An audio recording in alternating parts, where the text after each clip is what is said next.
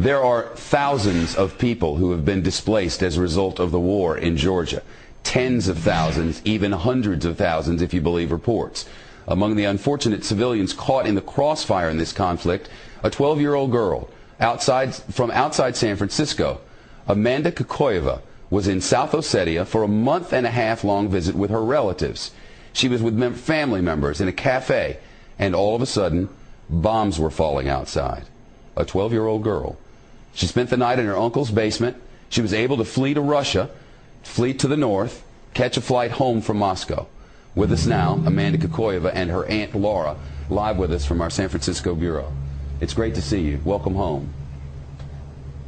Thank you. I cannot even imagine sitting in a cafe and bombs start falling. I mean, I've been to wars where that happens, but when you were there wasn't really a war happening. It started when you were there. Describe for us what that was like. It was really scary. I didn't know what was happening. We were just sitting normally, and everybody from outside started running in, and it was just so scary. Where did you go? What did you do? We called my uncle on the restaurant house phone because our cell phones weren't working. And so we called him, and he came to pick us up and drove us to his house. We ended up spending the night in the basement.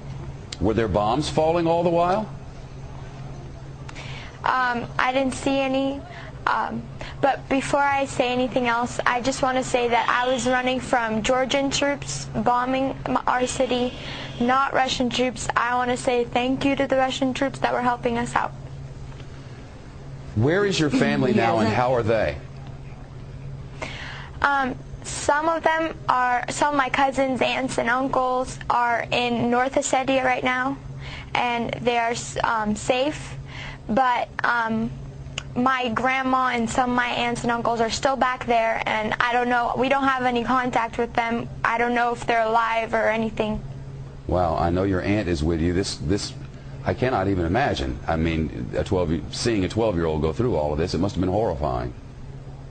Yeah, it was horrifying for all of us, and main thing I wanted to say on the television, I want you to know to whom to blame on this conflict.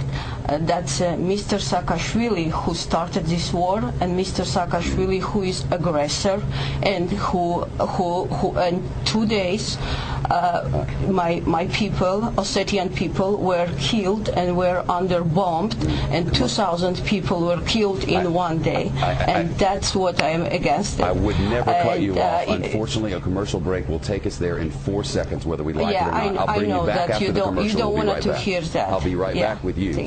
Stay by. Back with us from San Francisco. This program ends in less than a minute, but I want to give you 30 seconds to complete your thought. So go ahead.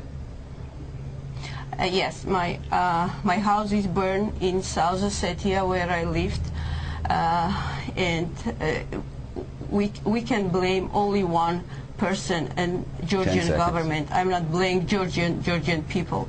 I'm blaming Georgian government, and he has to resign. Well, that's certainly what the Russians want. If I had more time, you would get it, but I have but 5 seconds. Thank you both.